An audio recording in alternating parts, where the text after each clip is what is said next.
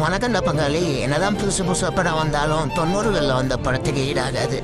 அப்படி இன்னைக்கு என்ன படம் பார்க்க போறோம்னா, வரவு எட்டனா செலவு பத்தனா. அவரை அண்ணா அஞ்சா சிங்க கூப்பிடாரு கூப்பிடு. சரி என்ன? இந்த படம் 1999 ரிலீஸ் ஆன படம்.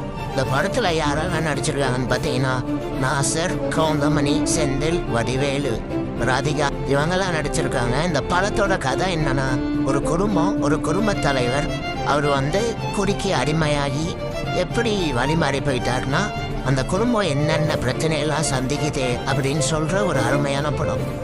இதுக்கு நடுவுல கவுண்டமணி, செந்தில், வடிவேலு, கோவை சரளா இவங்களோட காமெடியெல்லாம் ரொம்ப அற்புதமா இருக்கும். இப்போ உள்ள குழந்தைங்களுக்கு கண்ட படத்தை காட்டாம இது மாதிரி நல்ல கதையுள்ள படத்தை காட்டுனேன். இது மாதிரி 90களில் வந்த படத்தை பத்தி தெரிஞ்சுக்க நம்ம மூவி ரிவென்ட் சேனலை லைக் பண்ணி, ஷேர் பண்ணி, சப்ஸ்கிரைப் பண்ணுங்க.